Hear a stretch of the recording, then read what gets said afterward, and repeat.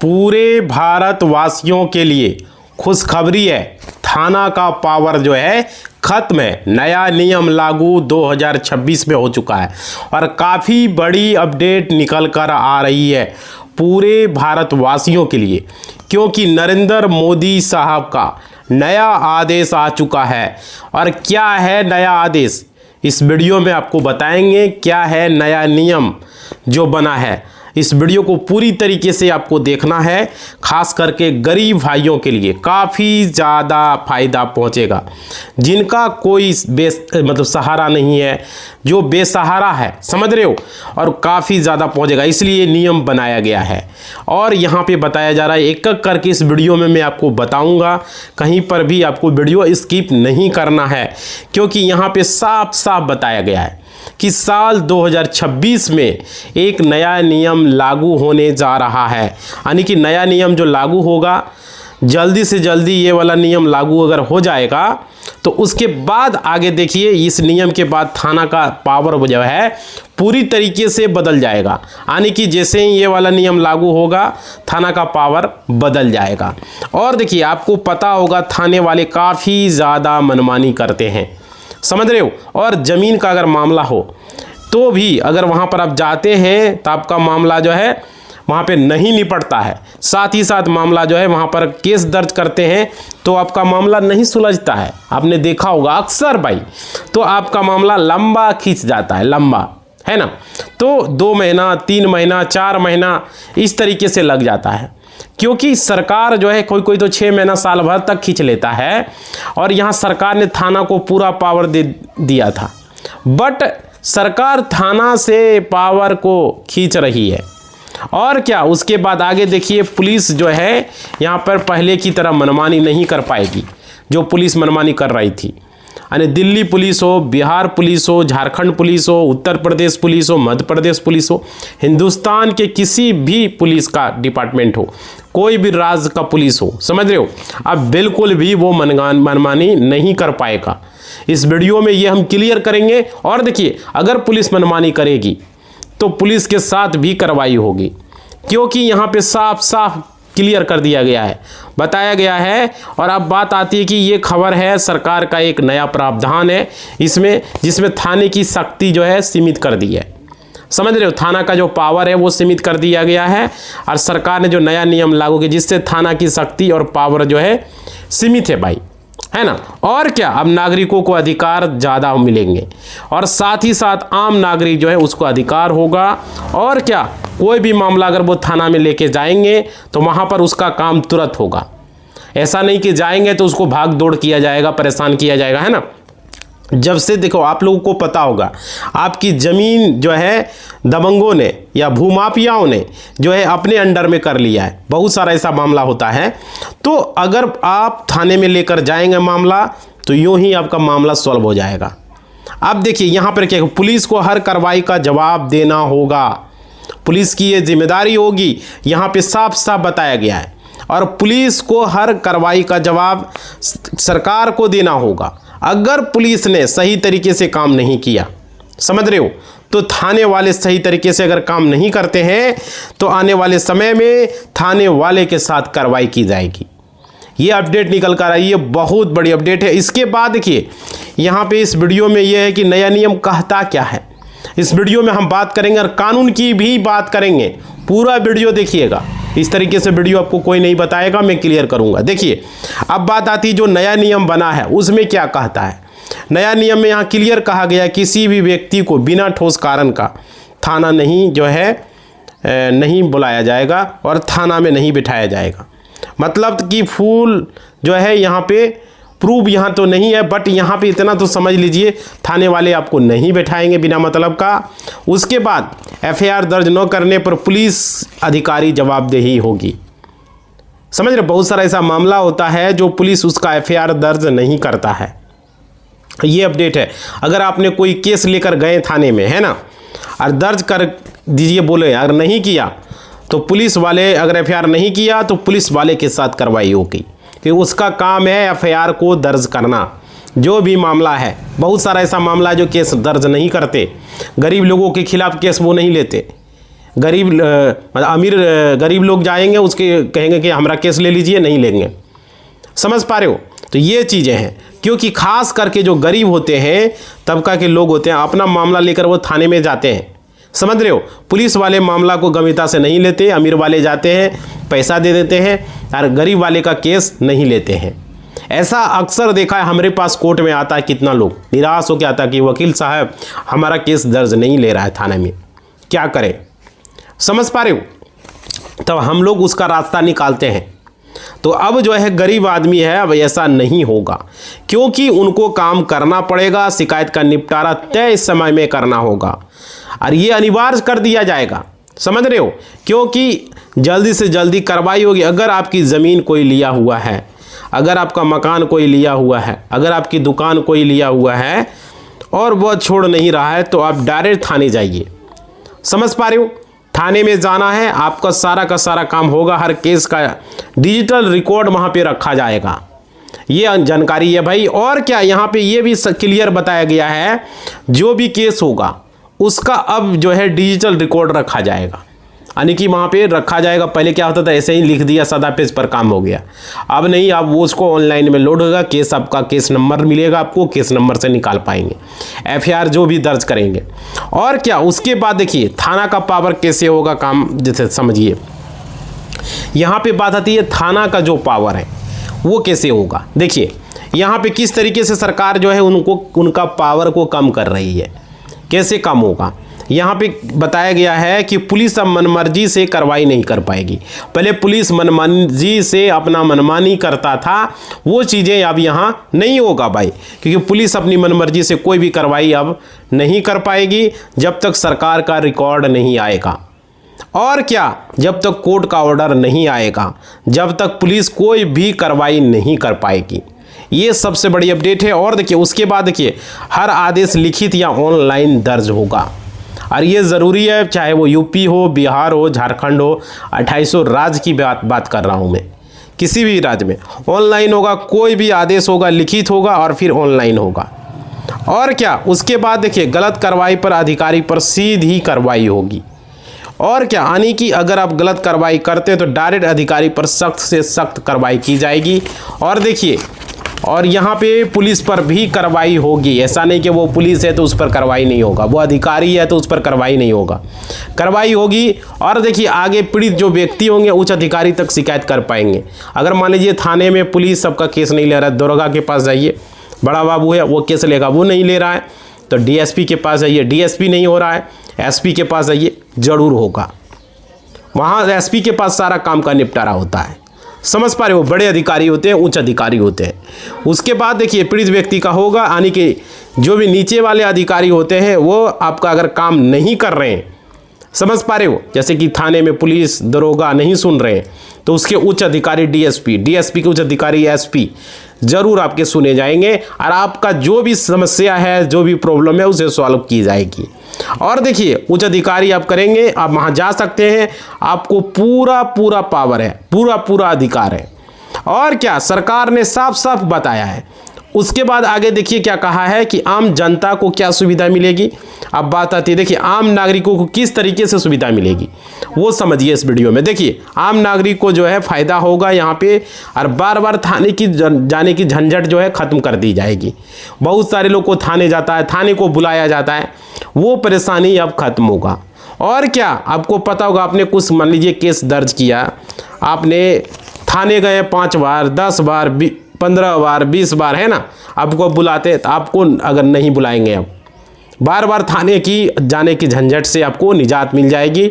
बहुत सारे से लोग फ़ोन किया, थाने आओ, थाने आओ, हर चीज़ के लिए आपको परेशान करता है। ऐसा यहाँ नहीं होगा, पुलिस वाले आपको बार बार थाने नहीं बुलाएंगे, आपका एक ही बार में काम होगा। समझ रहे हो? और क्या, उसके बाद देखिए ऑनलाइन शिकायत की सुविधा आपको मिलेगी। ऑनलाइन आप शिकायत दर्ज कर पाएंगे और घर बैठे दर्ज कर पाएंगे। सबसे बड़ी बात ये है, गरीब और कमज़ोर वर्ग को यहाँ पे राहत मिलेगी। मतलब जितने भी गरीब तबका के लोग हैं उन सभी को काफ़ी ज़्यादा फ़ायदा मिलने वाला है। समझ रहे हो? और गरीबों को राहत है। उसके बाद देखिए न्याय मिलने की प्रक्रिया अब आसान हो जाएगी। मतलब आने की आपको इंसाफ मिलेगा, आपको न्याय मिलेगा। बहुत सारे लोगों को यहाँ इंसाफ नहीं मिलता है, न्याय नहीं मिलता है। एफआईआर दर्ज करवाते हैं, एफआईआर दर्ज नहीं होता है ना। तो वो प्रोसेस को अब आसान की जाएगी। और क्या सरकार जो है, सरकार का यहाँ पे यही उद्देश्य है। सरकार यही चाहती है कि सरकार का जो मेन यहाँ पे बताया गया है कि कानून जो है जनता के लिए है, जनता को कोई भी जो है असुविधा न हो, समझ रहे हो। तो जो कानून बना है वो संविधान से बना है और जनता के लिए बना है, क्योंकि पूरे भारत में जितना भी थाना है, खास करके पुलिस वाले अपने मनमर्जी करते हैं, समझ रहे हो। अगर कोई मान लीजिए कोई केस को अगर कोई गरीब ने दर्ज किया, ठीक है, अमीर जो है वहाँ पे ने क्या किया, 10,000, 20,000, 50,000, लाख, 2 लाख दे दिया, गरीबों के केस को नीचे दबा दिया जाता है। होता है या नहीं होता है, आप लोग कमेंट करके बताइए। और क्या गरीबों का केस जो है उठाया नहीं जाता है, उसका एफआईआर को दर्ज नहीं किया जाता है, बल्कि उस केस को दबा दिया जाता है। मामला को अमीर आदमी गया, इस केस को नहीं लेना, ये नहीं, दरोगा भी बहाना मार दिया, ऐसे ये केस नहीं होगा, समझ रहे हो। तो यहाँ पे अब बात आती है, देखिए कोई भी नागरिक पुलिस के डर से जो है इधर उधर नहीं करता है, डरता है, बहुत सारे से लोग हैं। देखिए अब पुलिस से बिल्कुल भी आप लोगों को नहीं डरना है। और समझिए आपको पुलिस से परेशान भी नहीं होना है, ऐसा नहीं कि वो पुलिस है तो हम उससे डर जाएं। आप देखिए इसी सोच के साथ नरेंद्र मोदी सरकार जो है कानून व्यवस्था में बड़ा सुधार करने जा रही है, समझ पा रहे हो। और क्या, यानी कि कानून में बड़ा सुधार होने जा रहा है और पूरे भारत के नागरिकों को काफ़ी ज़्यादा फायदा यहाँ पे होने वाला है, समझ रहे हो। नया नियम कब लागू हो रहा है ये समझिए। अब बात आती है, देखिए ये जो नियम है आपका, क्योंकि मैंने पहले भी आपको बताया है इस नियम को जो लागू होने जा रहा है, यहाँ साफ साफ बताया गया है, क्लियर समझ। देखिए नया नियम कब से लागू हो रहा है, सवाल सबसे बड़ा ये है। तो यहाँ पे देखिए आपको अब बात करेंगे ये नया नियम जो है लागू कब होगा, क्योंकि मैंने पहले आपको बताया जल्दी से जल्दी ये नियम अगर लागू हो जा रहा है तो आप लोगों के लिए खासकर ये सुविधा होगा। और यहाँ पे बताया गया है, साफ साफ कहा गया है कि ये 2026 से ही लागू होगा। पहले कुछ राज्यों में लागू किया जाएगा, समझ रहे हो, और उसके बाद जो है यहाँ पे जो नियम है 2026 में जो है, अभी मार्च का महीना आपका चल रहा है, अभी वीडियो आप देख रहे हो, यानी कि आने वाले जो है ये समय में आपका लागू होगा। पहले कुछ राज्यों में होगा, धीरे धीरे पूरे भारत में लागू किया जाएगा। तो ये एक अच्छी अपडेट है, पूरे देश में ये व्यवस्था होगी और स्टार्टिंग में कुछ राज्यों में ये नियम लागू होगा, उसके बाद पूरे देश में किया जाएगा। तो ये सबसे बड़ी अपडेट है। और देखिए यहाँ पे आप लोगों को बताएंगे, क्योंकि सोशल मीडिया पर आप देखिए इसकी सच्चाई क्या है, इस तरह की जानकारी तो दिए हैं। आप देखिए यहाँ पे सोशल मीडिया पर कुछ वायरल खबरों में थाना का पावर खत्म जैसे दावे किए जा रहे हैं, लेकिन ये पूरी तरीके से सच नहीं है। असलियत यह है कि भारत के आपराधिक जो कानून है आईपीसी और सीआरपीसी, समझ पा रहे हो, ये तो हमने आपको सुनाया, जो लोगों ने वीडियो बनाया और बताया। अभी हमारा सुनिए, यहाँ पे एविडेंस एक्ट को बदल करके अब भारतीय न्याय संहिता यानी कि बीएनएस और भारतीय नागरिक सुरक्षा संहिता बीएनएसएस और भारतीय साक्ष्य अधिनियम बीएसए लागू किए जा चुके हैं, समझ पा रहे हो। क्योंकि यहाँ पे सरकार ने पुलिस की कार्य प्रणाली में यहाँ पे पावर खत्म करने के बजाय जवाबदेही, समझ पा रहे हो, बढ़ाने पर जोर दिया है। मतलब कि अब पुलिस अपनी मनमानी नहीं कर पाएगी, क्योंकि हर कदम पर डिजिटल सबूत अनिवार्य कर दिया गया है। और क्या, अब आप किसी भी थाने में जा कर के अपनी शिकायत जो है दर्ज करा सकते हो। ऐसा नहीं कि वही थाना जो आपका नज़दीकी थाना है वहाँ पे कोई भी थाने में जा सकते हो, चाहे अपराधी उस क्षेत्र में हुआ हो या नहीं हुआ हो। थाना यह कहकर मना नहीं कर सकता कि यह हमारे इलाके का केस नहीं है, समझ रहे हो। बाद में उस एफआईआर को संबंधित थाने में ट्रांसफ़र कर दिया जाएगा। आप कोई भी थाने में एफआईआर दर्ज करा लीजिए, उस एफआईआर को दूसरे थाने में बाद में ट्रांसफ़र कर दी जाएगी, ऐसा अपडेट है। और देखिए सूचना देना अनिवार्य होगा भाई, मतलब कि पुलिस को अब किसी भी व्यक्ति को गिरफ्तार करने पर उसके परिवार या किसी मित्र को तुरंत सूचित करना अनिवार्य होगा। पहले क्या होता था, बिना सूचना दिए पुलिस गिरफ्तार कर लेता था, वो चीज़ें अब नहीं होगी। और क्या, मतलब 60 वर्ष से अधिक उम्र के व्यक्ति या गंभीर बीमार व्यक्ति को गिरफ्तार करने के लिए अब डीएसपी स्तर के अधिकारी की पूर्व अनुमति जरूरी होगी उन अपराधों में जिनमें सज़ा 3 साल से कम है, समझ रहे हो ना, डीएसपी की। तो ये जानकारी आप लोगों को पता चल गई। अगर आप 60 वर्ष से अधिक हैं या आपके घर में कोई 60 वर्ष से ज़्यादा है उम्र का व्यक्ति या गंभीर बीमारी से वो व्यक्ति है, तो उसको गिरफ्तार करने के लिए डीएसपी रैंक का जो होगा, दरोगा से बड़ा होता है, डीएसपी स्तर के अधिकारी, उसकी पूर्व अनुमति जरूरी होगी। पहले उससे को अनुमति लेना होगा, उसके बाद ही आपको जो है कौन सा सजा में, जिसमें कि आपका 3 साल से कम का सजा होगा उसमें, समझ रहे हो। तो ये ज़रूरी होगा। और देखिए, तलाशी जो भी सर्च होगा और जब्ती जो भी सीजर की जाएगी, उस दौरान अब पुलिस को वीडियोग्राफी करनी होगी। और क्या, इससे पुलिस द्वारा झूठे सबूत प्लांट करने या बेगुनाह को फंसाने की गुंजाइश अब कम हो जाएगी। और देखिए, एफआईआर की कॉपी में पीड़ित को एफआईआर की एक कॉपी मुफ्त में और तुरंत देनी होगी।